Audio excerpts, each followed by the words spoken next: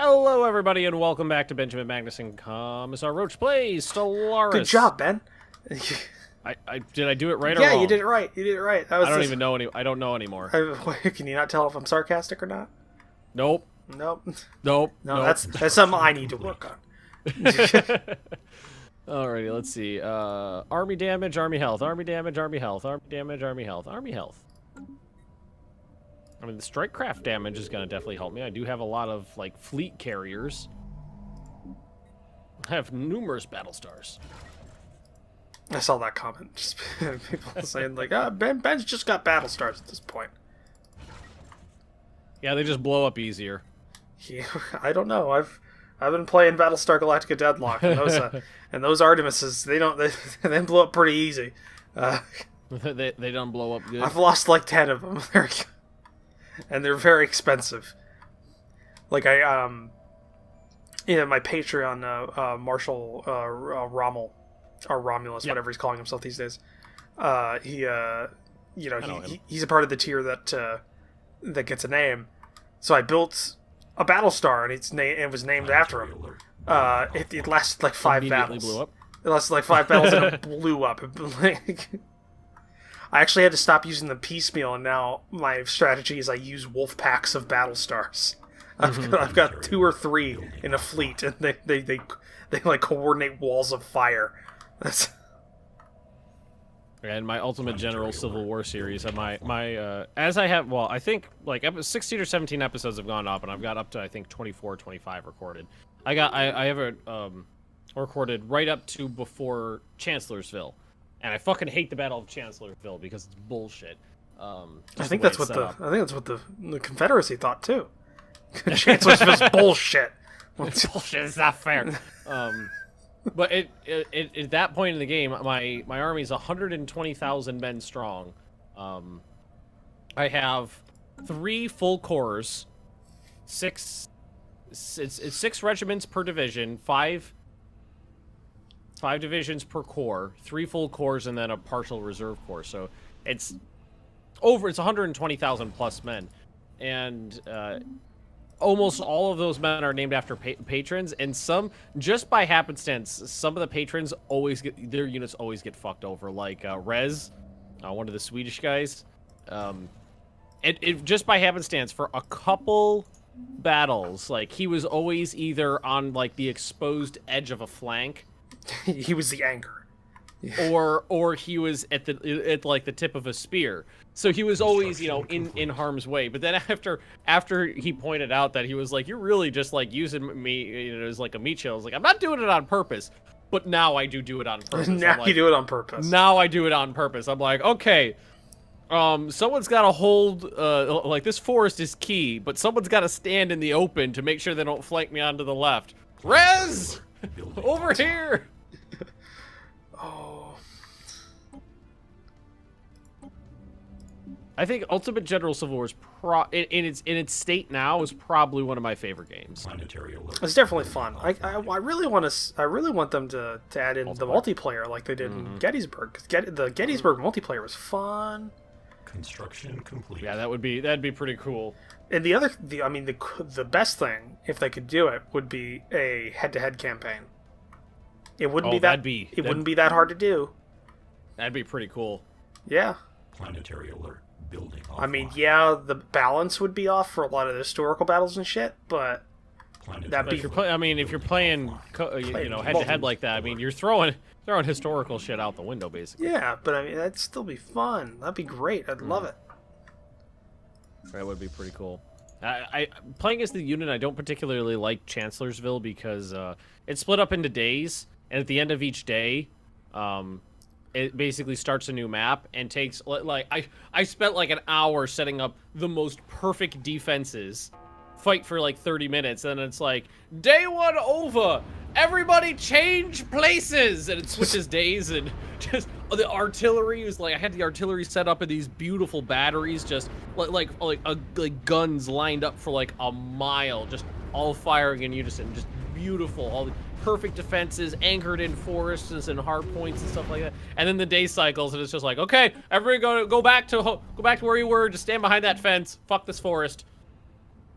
And then it does that like 3 times over, and it's just like, okay, this is boring and tedious. I set up all these perfect defenses, and the game's just like, nope. Change places. All right, we're getting close to. We got 1,600 days left on my next machine world.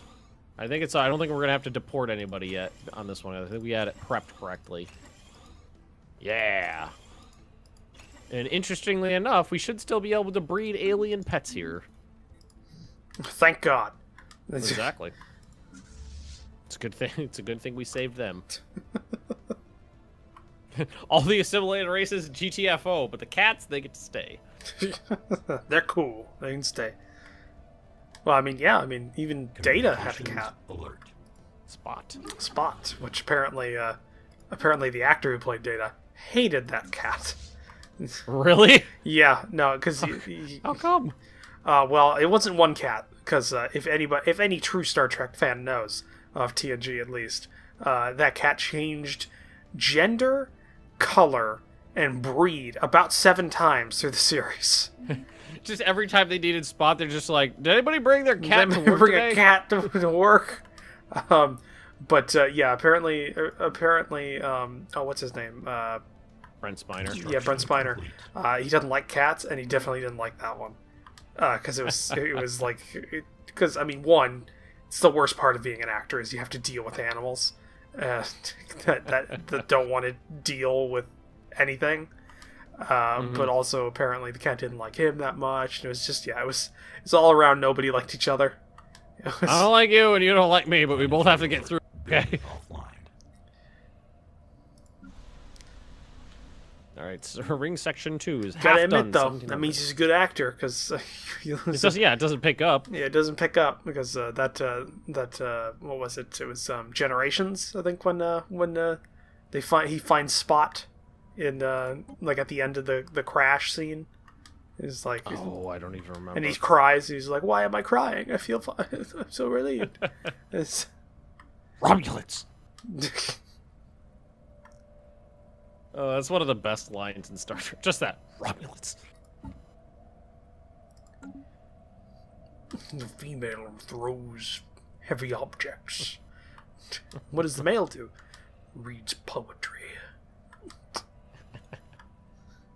It's I have a very horrible Worf impression. It's not good. Actually, I think the best. I think I like the fact that Worf showed up in DS9 because it actually made him into a character instead of just the useless security officer that he was in TNG. Yeah. Yeah, he was a good character addition in DS9. Him and Shinzia was great.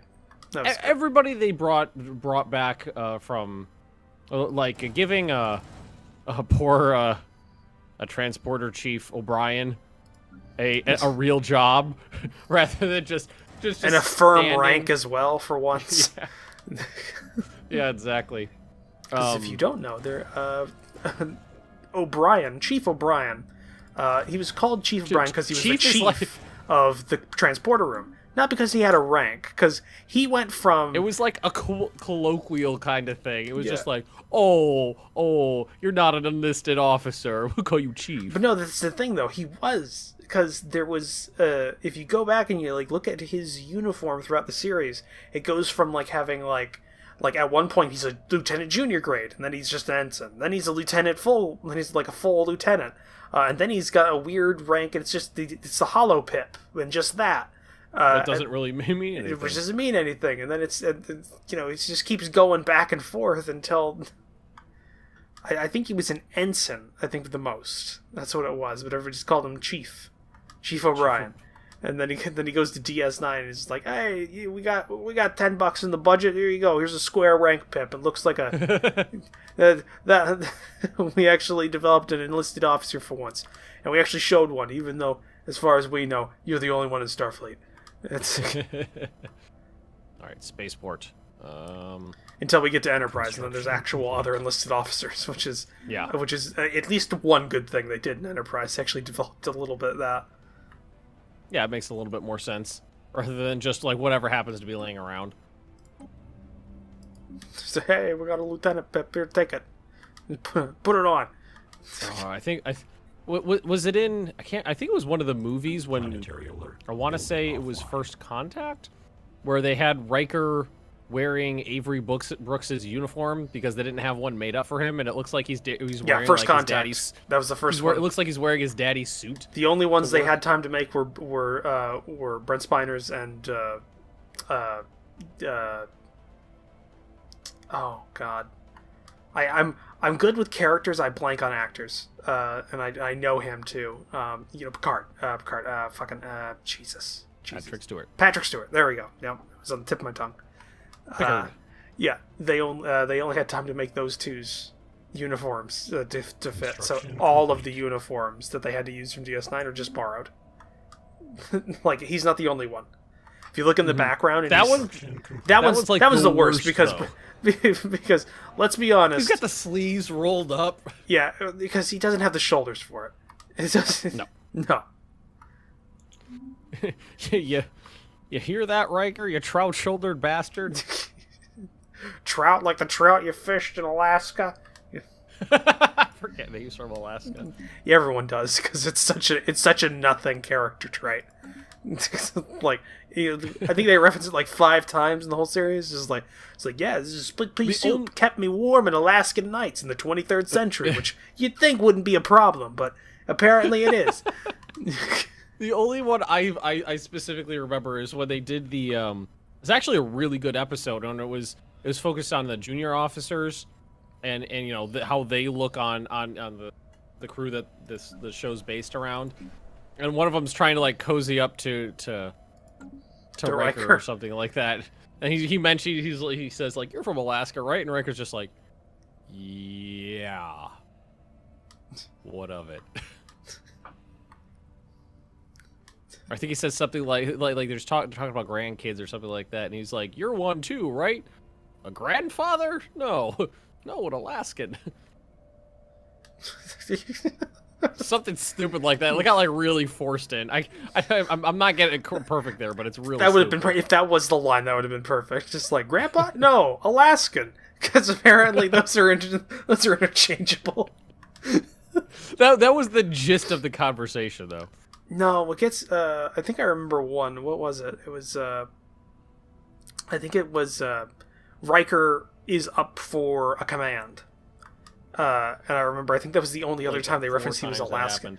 Well, there was one, and it was they were at a space dock or something like that, and it's the episodes about him like saying goodbye to everybody because he's gonna take command of a ship and become captain. That immediately gets blown up, and he's glad he didn't. No, it didn't get blown up. Wasn't that one? It was he just didn't go, and he shows up at the end, just like, "I decided not to go with the command, sir," and he just sits back in his chair. And Picard's just like, "Well, gotta throw out that transfer order now." 5 hours of paperwork. These things don't write themselves, Riker. But there was one. He's looking at a picture of obviously a production kids, just in a like on a green screen or like on a painted backdrop with like a fake trout and just some clothes they had from costume department. Just took a picture like 5 minutes before the scene, just like, "All right, we got it." And I'll do. Yeah, and just put it in there. Yeah, it was me in Alaska. Caught a trout. And I was watching that, I was like, "Oh right, he's Alaskan." You were about to say Canadian, weren't you? Well, I mean, it's basically the same thing. Yeah. Let's be honest here. Not to insult Canadians. I understand it's an insult. Some offense intended. I mean, if I can't insult you, then what's the point? What are you there for? What are you good for? Oh man, we're awful. Yeah, we are. Oh well, I'll get over it. I like how we both enjoy comedy that implies bureaucracy. I noticed that. It's a fascist government. like we both realized that Riker not taking that promotion probably was just a shit day for Picard because he's got to go to a pad. He's got to delete that shit. Then he's got to go to his commanders, and he's just got to say, "Yeah, that didn't That didn't go through. And then pan out. He goes into the ready room, and there's like a stack 3 feet tall of iPads with just like replacement candidates application. Just slams it down onto the ground. I've been reading these for hours. It's just everybody in the bridge just hears, "Damn it! Damn it!"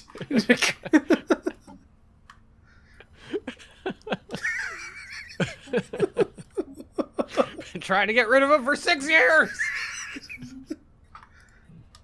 The crazy Alaskan son of a bitch. He walks out of the room, just wipes his brow. Man, that'll really cut down on the sexual harassment complaints.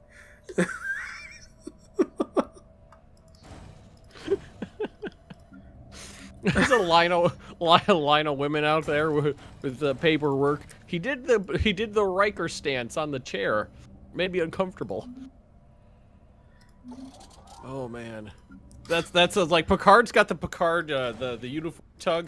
Riker's Picard got maneuver, Riker's got the Riker maneuver where he stands with one leg up on a chair. Like awkwardly looking at you, or he swings and just the chair breathes around. uncomfortably at you. Just it's like He swings the chair around and for absolutely no reason, sits on it backwards. Oh man, we are horrible. We're horrible people.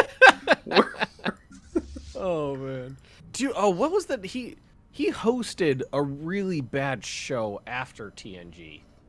I don't know. What was the name of that? I'm gonna be honest.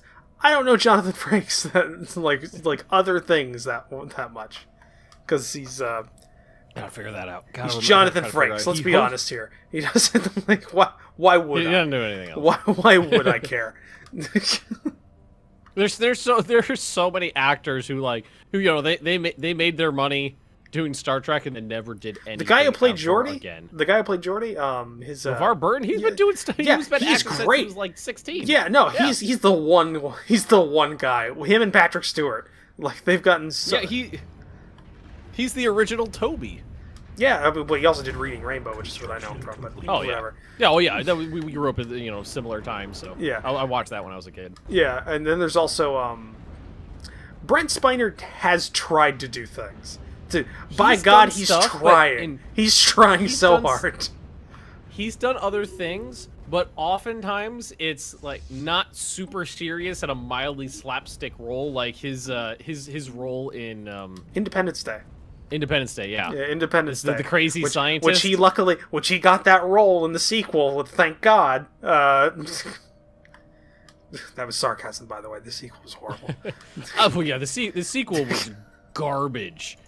Well, but my favorite thing about the sequel was that all the actors knew it was terrible and phoned the whole thing in. I would say, except for Brent Spiner. He was just like, I think he was just there, and he's just like, well, fuck it, I'm getting paid, I'm gonna have fun. It's just like, also the guy, I don't know the actor's name, but the the big black guy, the guy that's like the African warlord in the movie. Oh, I don't know his name. No, he was serious. He didn't get the joke. He didn't understand. Like he's just like why is everybody laughing? This is like I'm giving my all here. I really enjoyed what's his face in that movie, the main actor. I can never remember his name. He's in Jurassic Park. Main actor. Tall guy, lanky. Tall lanky guy. That describes quite a few protagonists nowadays. And it's movies. That he was the guy in Jurassic Park he was leaning on the table with his shirt open, and it's a meme. God, what is his name? I know. Jeff Goldblum. Jeff Goldblum. Jeff Goldblum. Yeah, he our generation's. Now I can't remember his name. Oh my God. We are terrible at this. We are horrible. Christopher Walken. Our generation's Christopher Walken. That's what I would say. And he phoned everything in because you could see in some scenes you could see him like start to like crack a smile while he's saying the lines, like, and all I could think of the whole time he's doing it is like he's like holding the script, like, just like sitting in his place holding the script, going over his lines, like looking up at the director, like, that's the line. You want me to read it as it's Yeah. Oh no, actually, what I'm thinking is okay. everything in his head's right now is just like, well, shit, I need a new island, so. Oh man. I'll say whatever you want. But in all seriousness, every like happy, like theater experience from my childhood has been bastardized by the current generation. So fuck it, it's all already broken. Just keep going.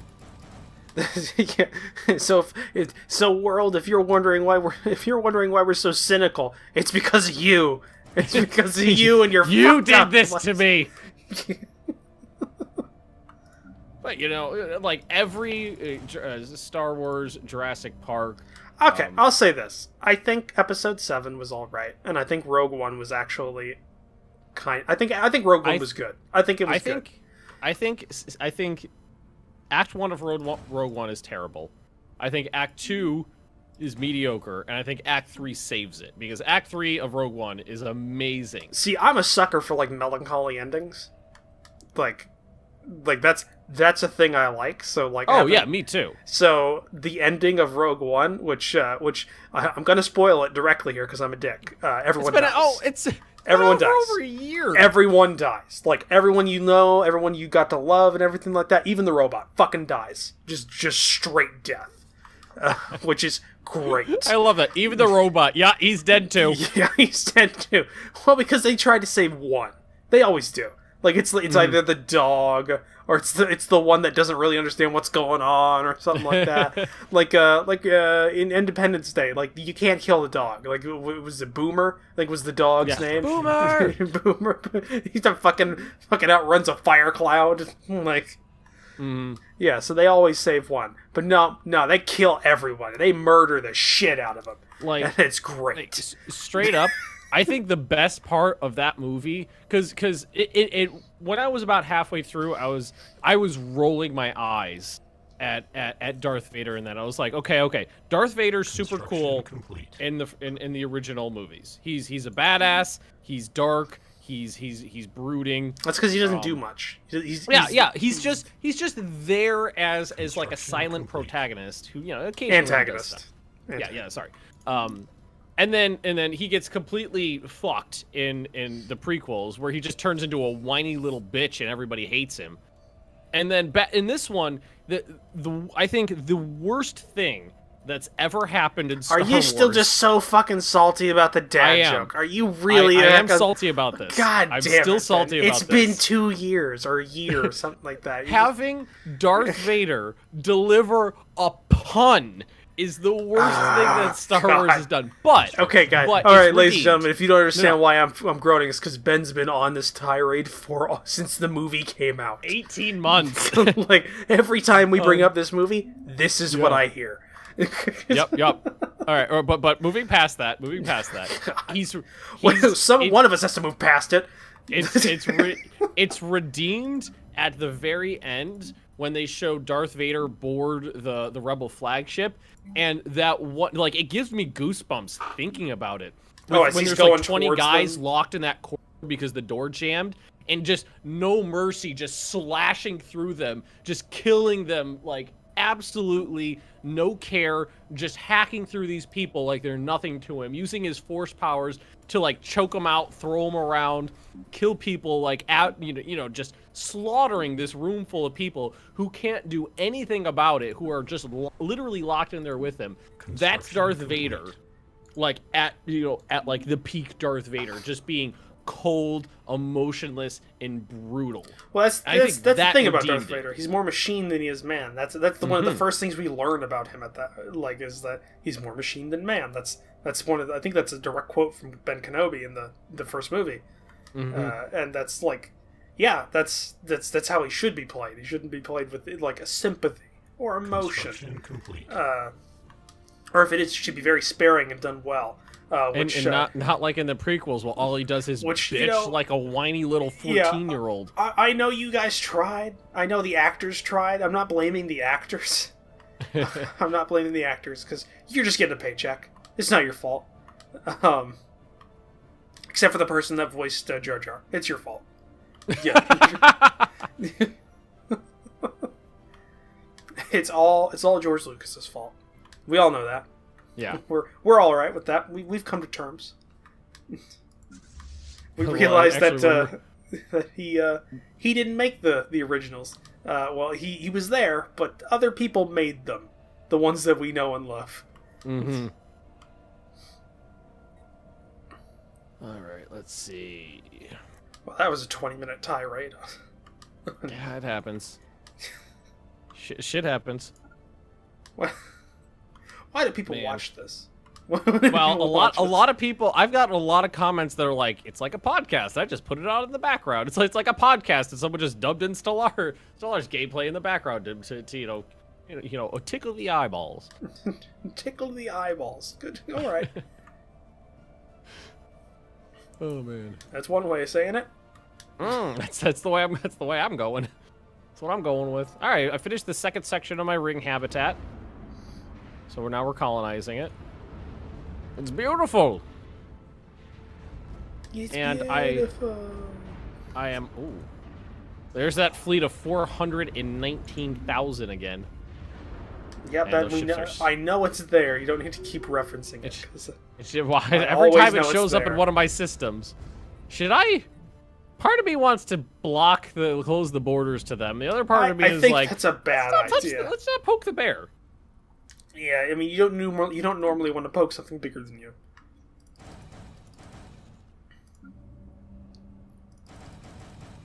All right. I saw a comment. Somebody was surprised that we're fans of Critical Role in your comment section. Why? Why is that? They're like, Bennett wrote your critters made my day. It's like, one, don't call me that, because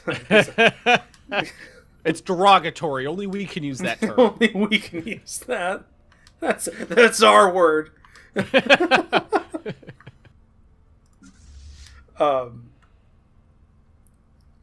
actually just got through another episode last night. What was it? It was the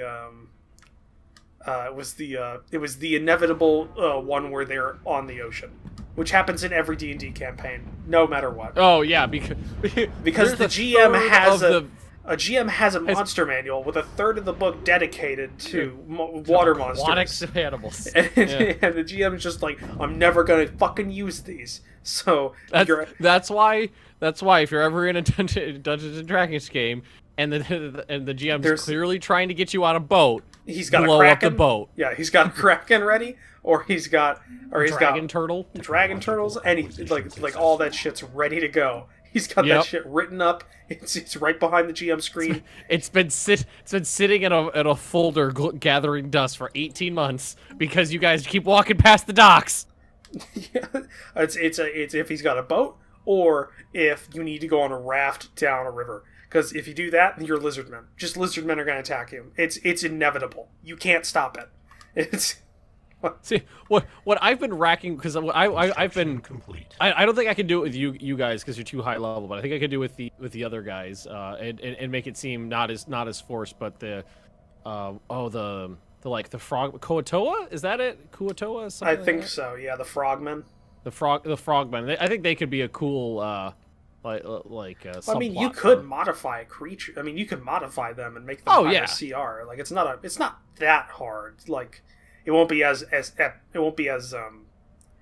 exact as, you know. Yeah, I mean, I would definitely finagle it a little bit, but given the situation that you guys are in, I think it would definitely feel forced if all of a sudden it's like, oh, there's frogmen here.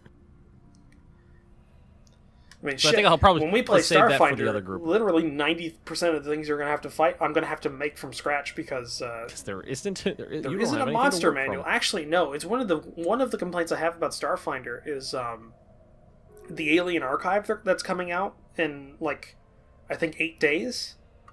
It only has 80 creatures in it. Communications. And to span 20, because probably actually more than 20 levels, because there's also, like, CR 1/8, 1/4, and 1/2 for early stuff. Yeah. So you're talking... And also Pathfinder has CR 1/3 monsters. So, I mean, you're talking... that's the thing, though, is... Like, it has 80 creatures in the Alien Archive, but then they also reference, like, oh, but there's also 40 or there's like 20 new player races that can be chosen from with fleshed out rules. Okay, cool. But like the bestiary for Pathfinder has like 300 creatures in it, and you have 6 of those. So like, how about just like doing the conversions for us, like for a couple of those, and like just put them in a book? That'd be great. Like you already kind of did it for the goblins, which I already know. Goblins are the space goblins. Gonna be one of the. It's gonna be like zombies or skeletons in 5th edition. Okay. Like they're the first things you fight. They're gonna have to be. Because that's all you have to work with. Well, not right now because I don't have stats for them. Okay, you have nothing. You have nothing to work. I have nothing to work with, so I'm literally converting monsters from the bestiary. Yeah. Which is good but we that they are out have of the time. conversions. Oh, yes, we are. So this was me. So thank you for watching, everybody. Don't forget to like, comment, subscribe. Just like always, keep an eye out in the near future. Probably sometime after this, we're going to be starting a new series. We haven't decided what it is yet, but just keep an eye out for it. We'll see all of you guys next time. Bye.